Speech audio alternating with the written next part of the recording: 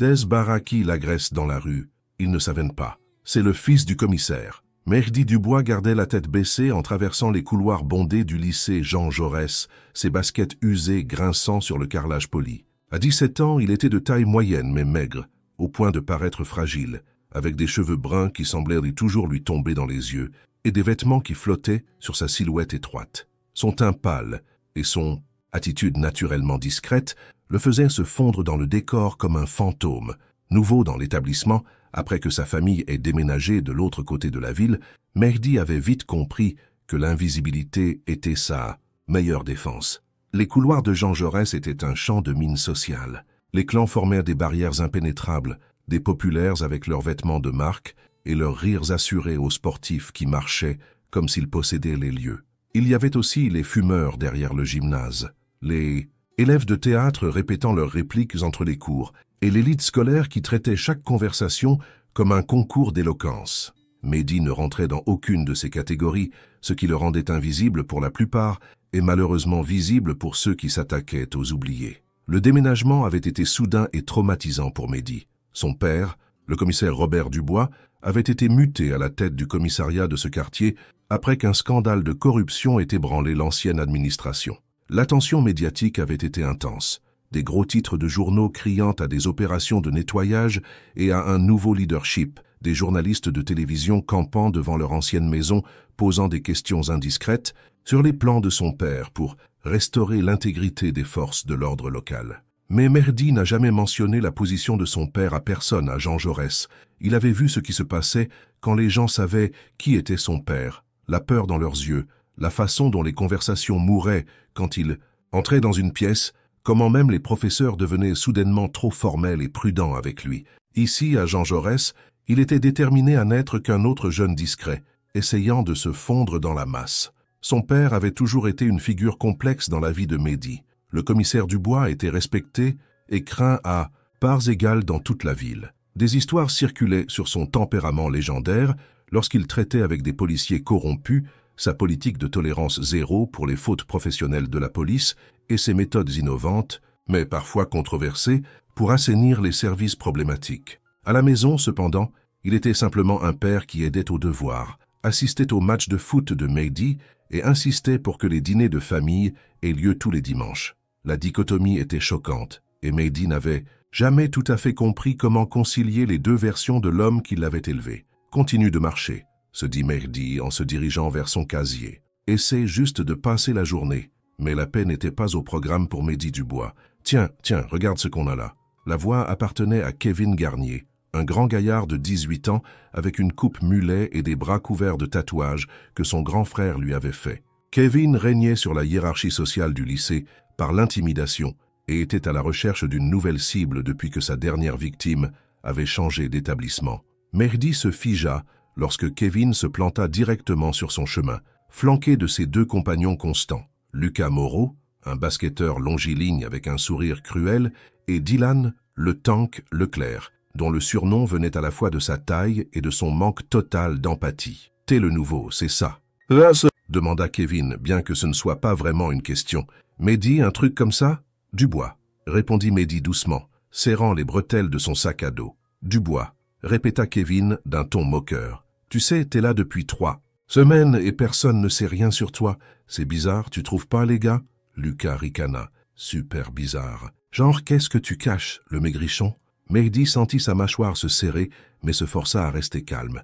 Papa a toujours dit de ne jamais commencer les bagarres, seulement de les finir. Mais son père lui avait aussi appris que, parfois, s'éloigner était le choix le plus fort que l'on puisse faire. « Je ne cache rien, » dit Mehdi, essayant de les contourner. « Je me mêle juste de mes affaires. » La main massive du tank se leva d'un coup, claquant contre les casiers et bloquant la voie de sortie de Mehdi. « Peut-être qu'on a envie de faire de tes affaires nos affaires. » Le couloir s'était tu. D'autres élèves regardaient à distance, de sécurité, certains enregistrant avec leur téléphone, d'autres simplement reconnaissant que l'attention ne soit pas sur eux. Mehdi remarqua que les professeurs semblaient avoir mystérieusement disparu de ce couloir en particulier. « Écoutez, je ne veux pas d'ennui, » dit Mehdi. « Trop tard pour ça, sourit Kevin. Tu vois, on a un système ici à Jean Jaurès. Les nouveaux paient une petite taxe de bienvenue. Considère ça comme un investissement dans ton avenir social. » Je pourrais en finir tout de suite, pensa Mehdi. Des années d'entraînement, avec les instructeurs de l'école de police de son père, lui avaient appris exactement comment neutraliser les trois avant qu'ils ne sachent ce qui leur arrivait. Il avait appris les tactiques de défense, les points de pression et les prises de soumission auprès d'hommes qui avaient servi dans des unités des forces spéciales. Mais la voix de son père résonna dans son esprit. N'utilise jamais ton entraînement à moins que la vie de quelqu'un ne soit en danger. Dès que tu te défends, tout change. Le commissaire Dubois avait vu trop de bons jeunes se faire renvoyer, arrêter, ou pire, parce qu'ils n'avaient pas su maîtriser leur colère. Il avait fait promettre à Mehdi d'être meilleur que ça. Alors Mehdi fouilla dans sa poche et sortit les 20 € qu'il économisait pour déjeuner cette semaine. Voilà, juste, laissez-moi tranquille après ça, d'accord? Kevin empocha l'argent avec un sourire satisfait. Tu vois comme c'était facile? Même heure la semaine prochaine, le maigrichon. Considère ça comme un abonnement hebdomadaire pour ne pas te faire refaire le portrait. Alors que les trois barakis s'éloignaient en riant, Mehdi ramassa les livres qui s'étaient éparpillés de son sac. Autour de lui, la conversation normale reprit comme si de rien n'était. Quelques élèves lui lancèrent des regards apitoyés, mais personne ne proposa de l'aider. C'est devenu la nouvelle réalité de Mehdi au lycée Jean Jaurès. Chaque mardi, Kevin et sa bande le retrouvaient, parfois à la cantine où il faisait accidentellement tomber son plateau repas, l'obligeant à nettoyer le bazar pendant que les autres élèves faisaient semblant de ne rien remarquer. Parfois près du gymnase, où il le coinçait dans le local à matériel et exigeait un paiement pendant que le coach était distrait, une fois même à la bibliothèque où Mehdi pensait être en sécurité parmi les piles de livres et l'atmosphère studieuse. À chaque fois, Mehdi payait et endurait leurs moqueries de plus en plus créatives sur sa silhouette maigre, ses vêtements de seconde main qui n'allaient jamais tout à fait bien, sa lâcheté apparente qui semblait inviter à plus d'abus. Le tchio, schéma devint prévisible et démoralisant. Kevin approchait avec ce sourire de prédateur, Lucas et le tank le flanquant comme des chiens d'attaque fidèles. Il commençait par du harcèlement verbal, des commentaires sur l'apparence. De Mehdi, les difficultés financières évidentes de sa famille, son manque total d'amis ou de statut social. Quand cela devenait ennuyeux, il passait à l'intimidation physique, le poussant contre les casiers assez fort pour laisser des bleus, lui marchant accidentellement sur les pieds avec leurs grosses bottes, lui tirant les oreilles pendant les cours quand les professeurs ne regardaient pas. La guerre psychologique était encore plus efficace que les abus physiques. Il lui faisait se sentir impuissant, sans valeur, comme s'il méritait tout ce qu'il lui faisait. « Pourquoi tu ne te défends pas ?» imaginait-il son père lui demander. Mais Mehdi connaissait la réponse. Se défendre signifierait des questions. Les questions mèneraient à des enquêtes. Les enquêtes révéleraient qui était son père. Et alors tout changerait d'une manière dont Mehdi ne voulait pas s'occuper. Le harcèlement s'intensifia progressivement. Kevin commença à exiger plus d'argent, invoquant l'inflation. Lucas commença à accidentellement bousculer Mehdi dans les couloirs, faisant voler ses livres. Le tank le coinçait dans les toilettes et l'obligeait à nettoyer les lavabos pendant qu'il riait. D'autres élèves commencèrent à voir Mehdi comme une cible facile aussi. Quelqu'un qui ne se défendrait pas, quoi qu'on lui fasse. Son déjeuner fut accidentellement renversé. Ses devoirs disparurent de son casier. Les filles ricanèrent quand il passa, non pas avec attirance, mais avec l'amusement cruel réservé à la victime désignée du lycée. Mehdi se dit qu'il pouvait gérer ça. Il avait enduré pire pendant les exercices d'entraînement de son père, mais l'humiliation constante l'usait d'une manière que la douleur physique ne pourrait jamais faire. Le point de rupture arriva par un froid après-midi d'octobre. Mehdi rentrait de l'école à pied, empruntant son itinéraire habituel à travers le centre-ville pour éviter les bus scolaires où Kevin et sa bande pourraient l'attendre. Il avait ses écouteurs, essayant de se perdre dans la musique quand un morceau de béton explosa contre le mur de briques à quelques centimètres de sa tête. « Putain, je suis vraiment nul !» La voix de Kevin retentit de l'autre côté de la rue. Le sang de Mehdi se glaça. Ce n'était pas la propriété de l'école. Il n'y avait pas de professeur autour, pas de caméra de sécurité, pas d'administrateur à craindre. Kevin, Lucas et le tank marchaient vers lui avec la confiance de prédateurs qui avaient coincé leur proie à l'endroit idéal. « Quelle coïncidence de te croiser ici, le maigrichon !» dit Kevin, alors que les trois l'encerclaient contre le mur d'un magasin abandonné. « Tu sais, je pensais à notre petit arrangement. »« Tu as déjà eu ton argent cette semaine ?» dit Mehdi, sa voix stable malgré son cœur qui battait la chamade. « C'est ça le truc, » continua Kevin. « Je pense que je t'ai sous-facturé. Je veux dire, la protection devrait coûter plus cher. Tu ne crois pas ?» Et tu as été tellement coopératif, je me suis dit que tu pouvais te permettre une augmentation de prix. Lucas rit. Plus les intérêts, pour toutes les fois où tu nous as obligés à venir te chercher. Le tank fit craquer ses doigts. Et les frais de retard. Mehdi regarda autour de lui désespérément. La rue était vide à l'exception de quelques voitures qui passaient, trop vite pour voir ce qui se passait, trop concentrées sur leur propre destination pour se soucier de quelques jeunes sur le trottoir. « Je n'ai plus d'argent », dit Mehdi. « C'est pas grave », sourit Kevin, et pour la première fois, Mehdi vit quelque chose de vraiment dangereux dans ses yeux. On accepte d'autres formes de paiement. Le premier coup de poing attrapa Mehdi à l'estomac, le pliant en deux. Le genou de Lucas remonta vers son visage, mais Mehdi réussit à tourner la tête juste assez pour qu'il ne fasse qu'effleurer sa joue. Les mains massives du tank l'attrapèrent par les épaules et le claquèrent contre le mur de briques. « C'est ça », pensa Mehdi, alors que des étoiles explosèrent derrière ses yeux. « Les règles de papa ne s'appliquent pas quand ils essaient vraiment de me faire mal. » Mais avant qu'il ne puisse réagir, Kevin sortit son téléphone et commença à enregistrer. « Souris pour la caméra, le maigrichon. Ça va être diffusé à tout le lycée. Le lâche local se fait défoncer. Ça va devenir viral. » C'est alors que quelque chose se brisa à l'intérieur de Mehdi. Pas la violence, pas l'humiliation, mais l'idée que sa dégradation serait un divertissement pour les autres. Que Kevin pense qu'il peut diffuser la douleur de Mehdi pour l'amusement de leurs camarades de classe.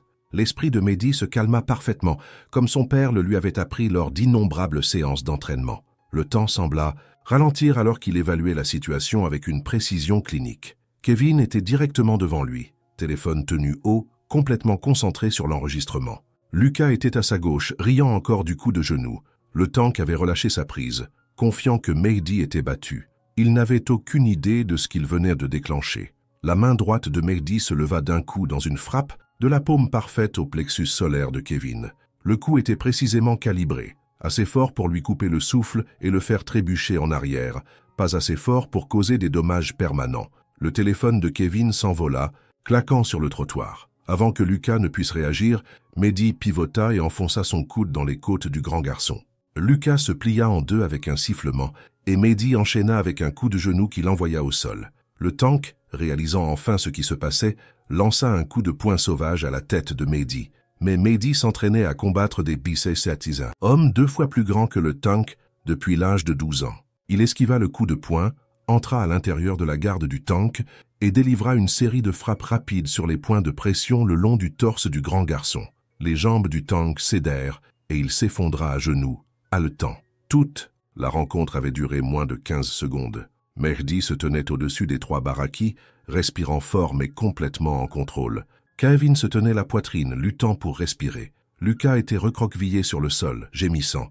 Le tank était sur ses mains et ses genoux, regardant Mehdi avec une peur sincère pour la première fois de sa vie. « Vous voulez savoir qui je suis vraiment ?» demanda Mehdi, sa voix mortellement calme. « Mon père est le commissaire Robert Dubois. Il dirige tous les flics de cette ville. C'est l'homme qu'on appelle quand les autres flics ne peuvent pas gérer une situation. » Les yeux de Kevin s'écarquillèrent, de terreur. « Mais voilà le truc, » continua Mehdi, s'accroupissant pour être au niveau des yeux de Kevin. « Mon père m'a appris que la violence devrait être le dernier recours, que la vraie force vient de s'éloigner. Je me suis éloigné de vous, les idiots, pendant 2 mois, en espérant que vous vous lassiez et passiez à quelqu'un d'autre. » Il se leva, les dominant malgré sa silhouette maigre. « Mais vous venez de rendre ça personnel. Vous vouliez m'humilier devant tout le lycée, me filmer en train de me faire tabasser et partager ça comme si c'était une blague. » La voix de Mehdi portait une autorité qui fit tressaillir les 3 Baraki. « C'était votre erreur. » Le tank essaya de se relever, mais la main de Mehdi sur son épaule le maintint au sol avec une facilité surprenante. « Voilà ce qui va se passer, » dit Mehdi. « Vous allez me laisser tranquille. Vous allez laisser tout le monde tranquille. Et si j'entends parler de vous qui vous en prenez à un autre jeune qui ne peut pas se défendre, je m'assurerai que mon père sache exactement quel genre de personne vous êtes vraiment. » Kevin réussit finalement à reprendre son souffle. « Tu ne peux pas nous menacer avec ton père, c'est de l'abus de pouvoir. » Mehdi rit, mais il n'y avait pas d'humour dedans. « Vous menacez? Je ne menace personne. Je vous fais juste savoir que j'ai des options que vous n'avez jamais envisagées. Tu vois, mon père n'arrête pas seulement les Baraki. Il s'assure que tout le monde sache ce qu'ils sont vraiment. Comment crois-tu que tes parents réagiraient si le commissaire Dubois se présentait à leur porte avec des images de vidéosurveillance de vous 3 en train de tabasser un jeune plus petit? » Lucas leva les yeux du sol, son visage pâle. Quelles images de vidéosurveillance! Mehdi pointa la caméra de circulation à l'intersection à 10 mètres de là. Toute cette zone est sous surveillance. Tout ce qui vient de se passer est enregistré, y compris vous qui me frappez en premier. Les 3 baraquis échangèrent des regards paniqués. Mais voilà la bonne nouvelle, dit Mehdi, son ton devenant presque conversationnel. Je vais m'en aller tout de suite. Je vais rentrer à la maison, dîner avec ma famille et oublier que tout cela s'est jamais produit. Et si vous êtes intelligent, vous ferez la même chose.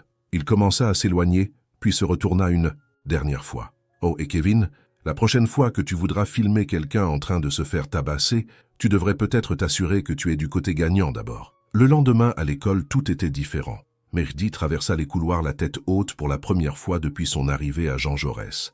La nouvelle s'était répandue rapidement sur ce qui s'était passé, pas la version que Kevin avait prévu de partager, mais la vérité. 3 baraquis avaient de coincer le nouveau jeune discret, et ils les avaient démontés comme s'ils étaient faits de papier. Des élèves qui n'avaient jamais parlé à Mehdi auparavant hochèrent la tête respectueusement lorsqu'il passa. Des filles, qui avaient ricané de lui, sourirent maintenant sincèrement. Même certains des professeurs semblèrent le regarder avec un nouvel intérêt. Kevin, Lucas et le tank l'évitèrent complètement. Lorsque leurs chemins se croisèrent dans les couloirs, ils trouvèrent un intérêt soudain pour leur téléphone ou changèrent de direction entièrement. La peur dans leurs yeux était indubitable. Mais Mehdi fit attention à ne pas laisser la victoire lui monter à la tête. Pendant le déjeuner, il vit un jeune élève se faire harceler par des élèves de 3e près des distributeurs automatiques. L'ancien Mehdi se serait peut-être éloigné, se disant que ce n'était pas ses affaires. Le nouveau Mehdi s'approcha et se tint simplement à côté du jeune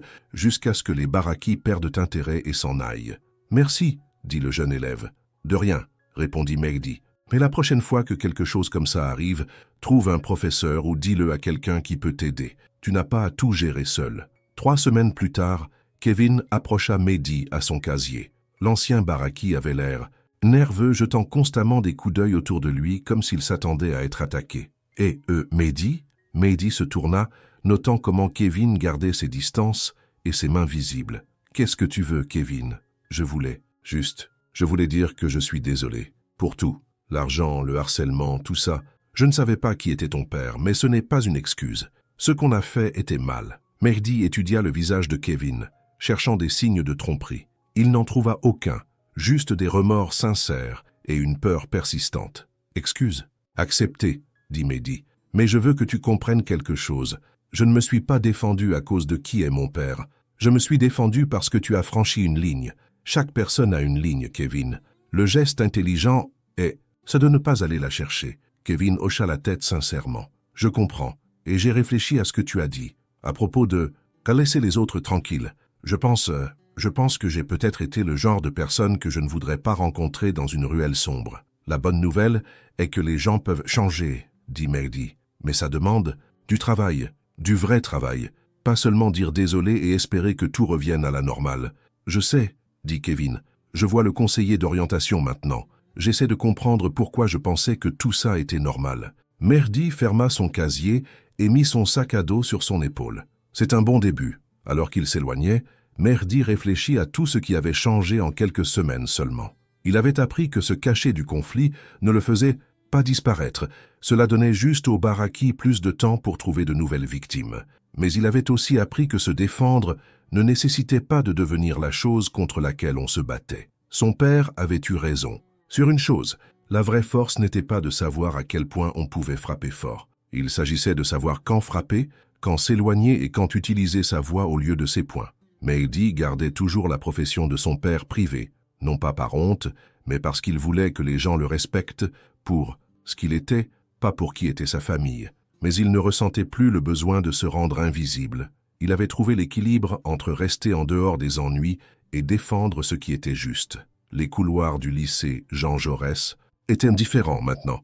Non pas parce que Mehdi était craint, il s'en était assuré, mais parce que tout le monde comprenait que discret ne signifiait pas faible et que parfois la personne la plus dangereuse dans la pièce était celle qui choisissait de ne pas se battre. Mehdi avait appris à se tenir avec une confiance tranquille, celle qui venait de savoir qu'on